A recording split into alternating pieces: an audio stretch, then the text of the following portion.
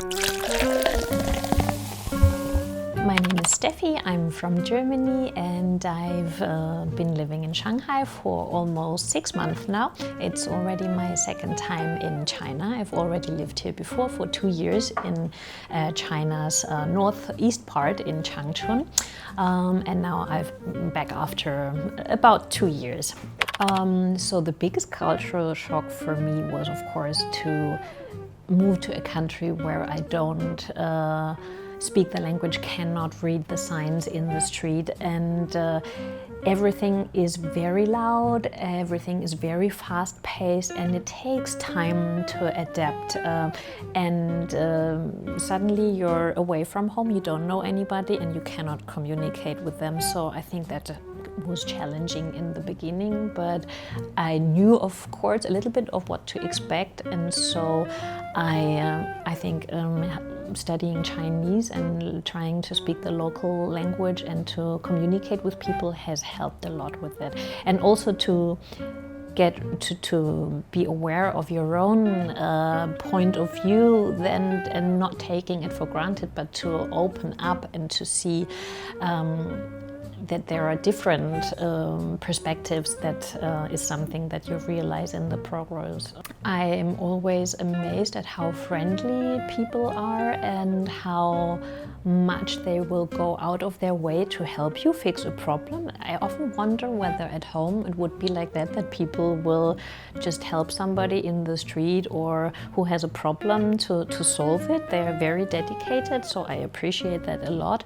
Another thing is that the speed always amazes me, and here in China everything's just so fast, and I feel that I can text anyone 24/7 and they will reply within seconds or minutes, and I find it amazing. I think it must be stressful, but I appreciate it in terms of service. Well, studying Chinese is a challenge. I speak a lot of other languages, French, Italian, English, of course, but learning a language with a different sign system has activated some part of my brain that I think I wasn't aware of first. Being able to speak at least a few words of Chinese is like a door opening mechanism. People will just light up when you make the effort of talking to them in Chinese, and even just when you say ni hao, they will immediately compliment you and say, "Oh, your Chinese is so good." And it's not always like that because it's just a little bit, but I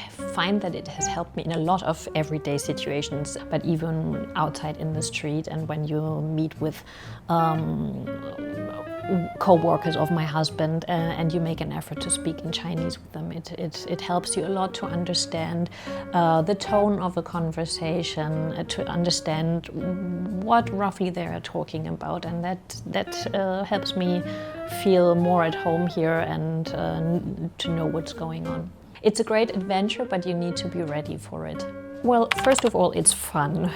There is not too much pressure from my teacher. It's just an encouraging environment, and we also do a lot of conversation, so it's helping me to understand like real life conversations and discussions apart from the textbook. Secondly, as I mentioned before, it's very flexible and according to my own schedule, so that helps me to study Chinese when I am ready to do it and when it fits my time. And thirdly, the additional learning materials that Silk Mandarin is providing, they're a great resource to just log onto your computer and to go to the lesson that you're currently studying in the textbook, to find a lot of examples and an in-depth explanation of the topic is very helpful. So if you make use of these additional learning materials, that will really help boost your Chinese and Mandarin level. Don't just learn pinyin, really try to learn the reading, at least reading, to be able to read the signs from the beginning, because otherwise after HSK1 level you will be stuck and you have to start again trying to memorize the Hanzi. So that is important. Get your tones straight, try to have little bridges or like learning aids when you learn a new word to really have, okay, the first syllable is second tone and the second syllable is third tone, and make even a little riddle in your head that will help you memorize that specific expression that has proven valuable to me.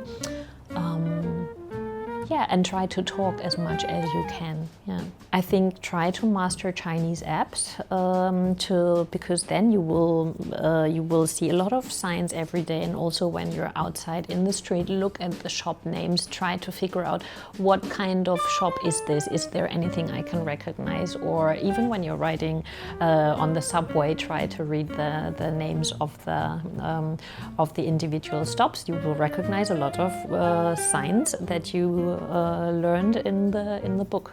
Yeah.